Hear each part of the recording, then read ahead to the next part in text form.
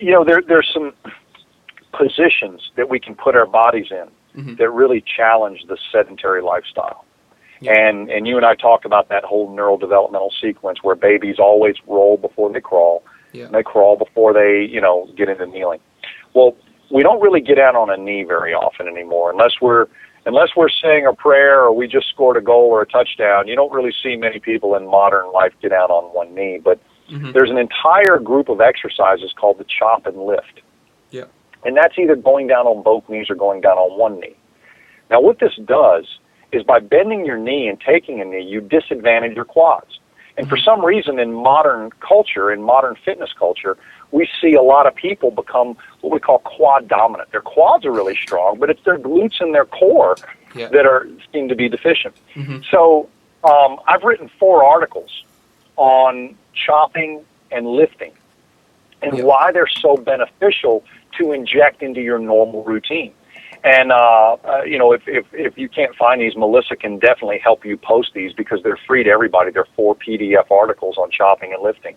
Cool. I also did one on maintain your squat, train your deadlift, meaning it's important to work on the flexibility of your squat. But some of us, if we load our squat because of our deficiencies, our poor mechanics, our previous mileage and issues, it's going to get worse.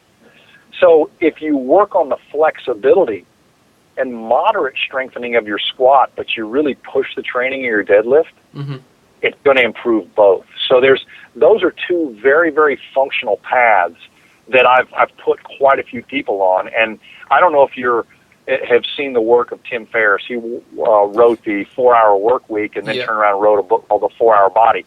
He called me from South Africa when he was writing one of his book chapters in The 4-Hour Body and said, listen, I know you're the movement screen guy, but I'm in South Africa and you're in Virginia. You can't screen me. I bet you already know what exercises would make me more functional right away. And I said, actually, I do, but that's not really something I want to promote. I really think each person should take a little time to get screened because it's what we don't want to find that might help you.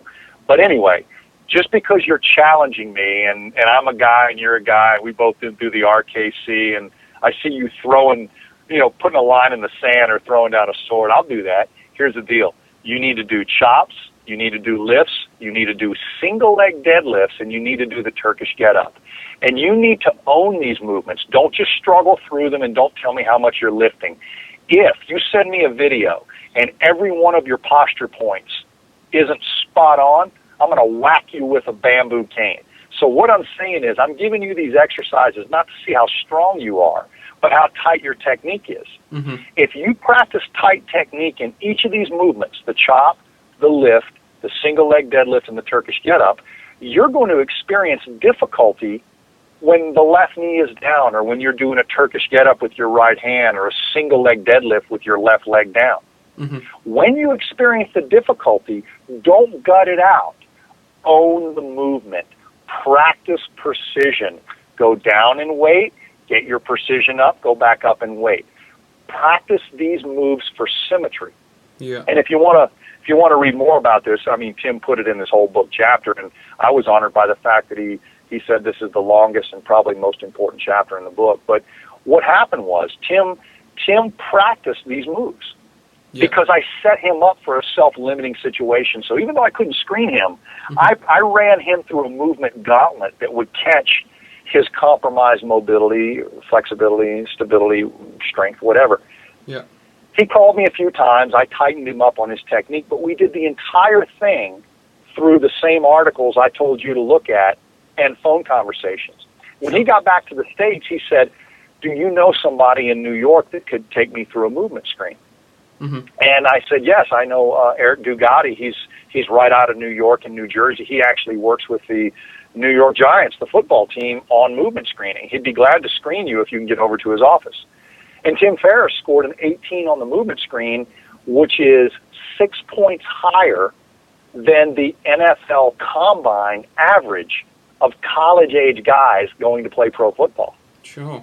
So simply by practicing these exercises for precision, not volume, he was able to achieve an unbelievably respectable movement screen And he commented in that book chapter, he felt probably more aligned and strong than he's ever felt in his life. So, that's the thing I want people to know. It's not how many exercises you do, it's how well you own the exercises you practice. So if somebody were to show up and do a magazine article on your workout one day, you'd never be ashamed of the photographs in the article